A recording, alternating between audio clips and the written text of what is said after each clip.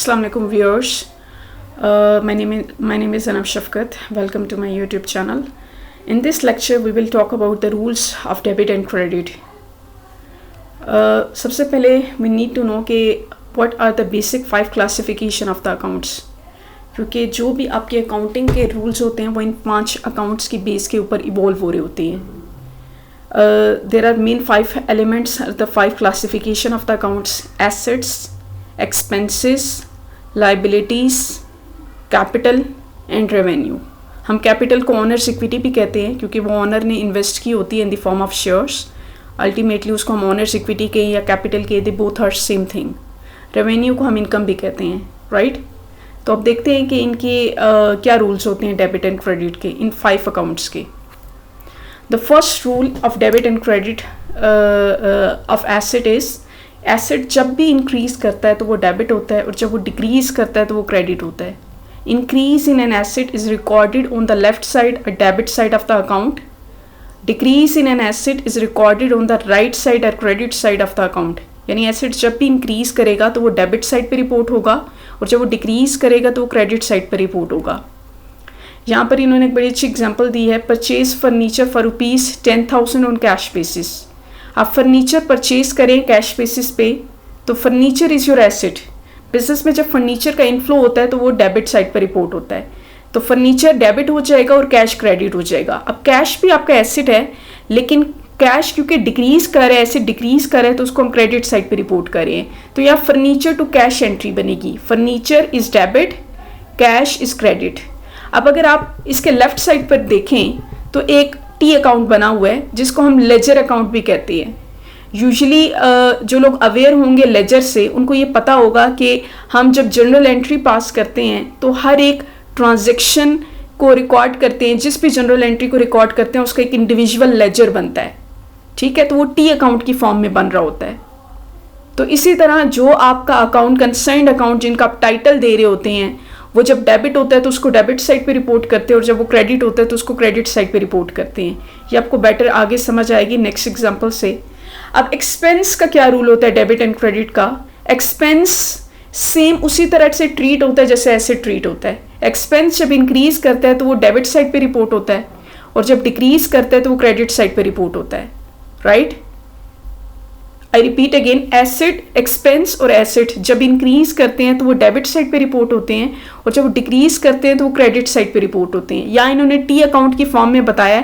Let suppose expense का कोई भी आप सपोज कर सकते हैं. रेंट एक्सपेंस हो सकता है, सैलरी एक्सपेंस हो सकता है.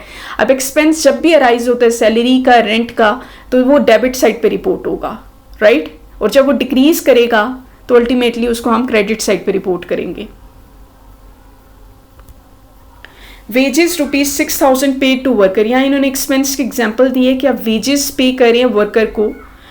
तो वेजेस अकाउंट आपका एक्सपेंस होता है. यानी लेबर को जब आप मनी पे करते हैं, सैलरी पे करते हैं तो वो आपका एक्सपेंस अराइज हो रहा है. तो एक्सपेंस इंक्रीज हो गया तो उसको डेबिट साइड पे रिपोर्ट कर दिया. उसके अगेंस्ट में आप कैश पे करें, cash is your asset, asset decrease हो रहा है तो उसको क्रेडिट साइड पे रिपोर्ट कर दिया. तो दोनों एसेट्स ही हैं लेकिन एक एसेट इंक्रीज हो रहा है और उसकी अल्टरनेटिव एक एसेट डिक्रीज हो रहा है. Rule of debit and credit of liabilities. Liability का क्या रूल होता है डेबिट एंड क्रेडिट का. लाइबिलिटीज जब आपकी इंक्रीज करती हैं तो उसको हम क्रेडिट साइड पे रिपोर्ट करते हैं और जब वो डिक्रीज करती हैं तो उसको डेबिट साइड पे रिपोर्ट करते हैं. आपके एसेट्स और एक्सपेंस तो जब इंक्रीज कर रहे थे तो उसको डेबिट साइड पे रिपोर्ट कर रहे थे. यहाँ पे जब लाइबिलिटीज इंक्रीज कर रही हैं तो उसको हम क्रेडिट साइड पे रिपोर्ट कर रही हैं. तो इसकी डिफरेंट या ओपोजिट एंट्री होती है एसेट्स और एक्सपेंस से, राइट. इसकी एग्जांपल देखते हैं. Furniture purchase ₹5,000 from Asif. अब जहां पे फ्रॉम आसिफ का वर्ड यानी किसी पर्सन का नेम आ जाए, ऑन अकाउंट आ जाए, ऑन क्रेडिट आ जाए तो इसका मतलब ये है कि यहाँ पे आप परचेजिंग करें क्रेडिट बेसिस पे.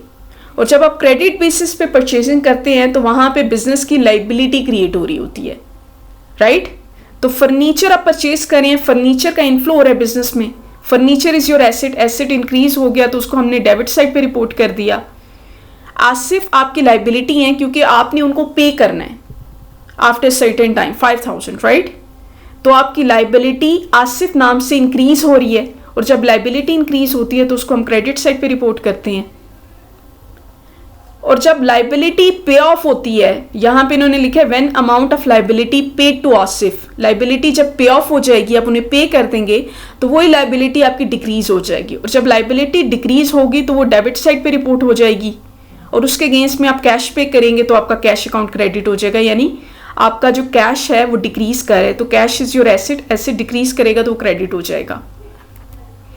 When owner equity increase it is credited, जब ऑनर इक्विटी इंक्रीज करती है या कैपिटल इंक्रीज करता है तो क्रेडिट साइड पे रिपोर्ट होता है। Mister Ahmed started business for ₹5 lakh, mister Ahmed business में इन्वेस्ट कर रहे हैं, who are the owner of the business is investing in the business in the form of cash ₹5 lakh. तो बिजनेस में कैश भी आ रही है और बिजनेस में कैपिटल भी आ रहा है, राइट, दोनों चीज़ें इंक्रीज हो रही हैं, यहाँ पे कोई भी चीज़ डिक्रीज नहीं हो रही। तो बिजनेस में जो कैश इंक्रीज हो रही है, cash is your asset, asset increase हुआ तो वो डेबिट साइड पे रिपोर्ट होगा। इसके अल्टरनेटिव कैपिटल भी इंक्रीज हो रहा है, कैपिटल का भी इनफ्लो हो रहा है, तो वो कैपिटल इंक्रीज हो गया तो उसको हम क्रेडिट साइड पे रिपोर्ट करेंगे। Rules of debit and credit of revenue, revenue को इनकम भी कहते हैं हम। जब इनकम इंक्रीज होती है तो उसको हम क्रेडिट साइड पे रिपोर्ट करते हैं, और जब रेवेन्यू या इनकम डिक्रीज होती है तो उसको डेबिट साइड पे रिपोर्ट करते हैं। अच्छा, यहाँ पर एक चीज़ बता दूं कि एसेट्स और एक्सपेंसेस जब इंक्रीज करते हैं तो वो डेबिट साइड पे रिपोर्ट होते हैं, और जब डिक्रीज करते हैं तो क्रेडिट साइड पे रिपोर्ट होते हैं। इस तरह से आपकी लाइबिलिटीज, कैपिटल और रेवेन्यू जब इंक्रीज करते हैं तो वो क्रेडिट साइड पे रिपोर्ट होते हैं, और जब डिक्रीज होते हैं तो वो डेबिट साइड पे रिपोर्ट होते हैं। तो इस चीज़ को आपने जहन में रखना है, क्योंकि पूरी अकाउंटिंग इन 5 अकाउंट्स के अराउंड इवॉल्व कर रही होती है। अगर आपको डेबिट और क्रेडिट के रूल्स का पता है तो आप अकाउंटिंग की बेसिक चीज़ों को काफ़ी इजीली अंडरस्टैंड कर सकते हैं।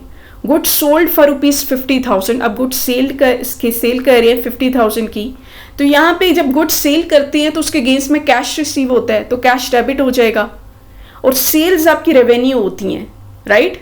तो सेल्स अकाउंट को आपने क्रेडिट कर दिया 50,000 से, यानी आपकी रेवेन्यू भी इंक्रीज कर रही है और आपकी कैश भी इंक्रीज हो रही है। जब रेवेन्यू इंक्रीज होती है तो वो क्रेडिट होती है, और cash is your again asset, asset जब इंक्रीज होता है तो वो डेबिट होता है। Thank you.